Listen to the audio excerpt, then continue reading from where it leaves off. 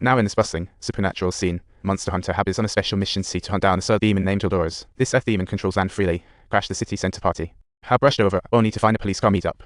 The car was filled with red accents, the Earth demon possessing a cop fled. Meanwhile, Hab's ex-wife was treasure hunting at the hardware store. Just entered, she saw a creepy long trail of dirt, seeming to depict weird art. Mary curiously stepped forth to peek. Suddenly, she spots the hardware store owner with a dirt-bursting belly. Just then, a big hand grabbed her. It was her ex-hubby Hab who had arrived. The footage showed dirt forming a triangle with the boss in the middle. She planned to leave, but saw the cop under Earth Demon's control. Clueless Mary thought about asking for help until she saw the horrifying face of the cop and realized the situation was dire. As the demon charged, Hab quickly drew his gun and started a diversion to cover Mary's escape, but soon found himself grounded, and his gun launched into outer space. Hab was on the verge of being twisted to death by the demon, when out of the blue, Mary noticed the demon wasn't going down.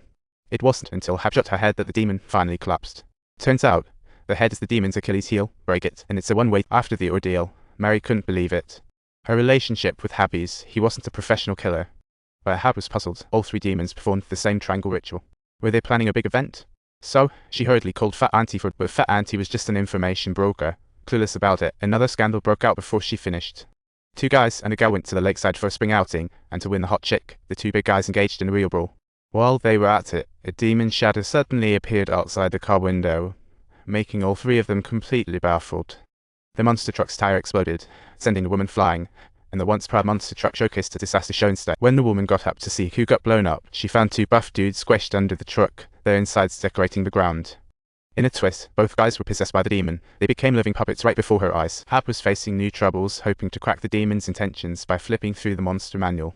He noticed a magic circle called the Pentagram, requiring demons with various elements to activate, and if done, they could summon fallen angels.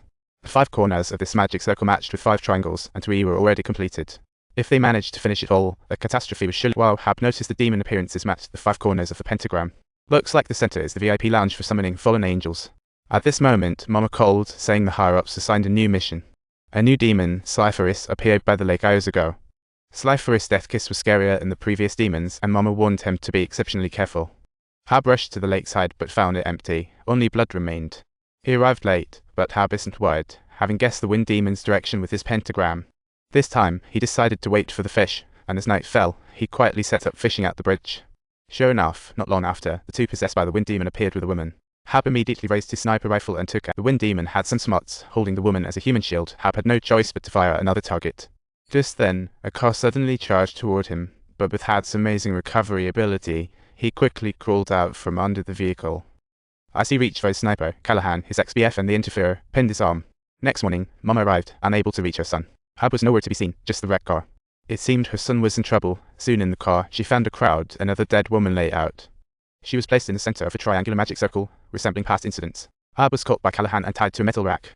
Callahan thought that if he eliminated Hab, he could win over his ex-wife's heart. These two had enough grievances to fuel a soap opera. A month ago, Hab was at the bar when he met rival Callahan, knocking him flat without hesitation. Yet Callahan had backup. He ordered his minions to give Hab a beating while threatening him to disappear. At this moment, Hab could no longer suppress his inner. As a bounty hunter, he decided to end Callahan. After drinking, he burst into the bar with his gun. Spotting Callahan's hat, Hab shot first and asked questions later, only to find out he had shot at the bartender's hat. It was too late. The injured bartender checked out right on the spot, and Hab hurriedly buried her in secrecy overnight. This became his biggest sin of a lifetime, and now falling into Callahan's hands, his fate was grim. But just then, a man suddenly barged in, one of the possessed by the demon, leaving Callahan stunned at the sight. When bullets hit the demon, it was like hitting a tank. Callahan was speechless and trapped with nowhere to run. The demon grabbed him and tossed him away while Hab wasn't idle. He grabbed a shotgun and ready to make a splash. Hab fired mercilessly at the demon, not granting it even a sliver of a moment to catch its breath. One shot sent one to its doom. Seeing it spud his fate, the other fought back fiercely. At this moment, his shotgun was out of bullets, and Callahan had already fled in a junker, leaving Hab to face the demon in a smokeless battle.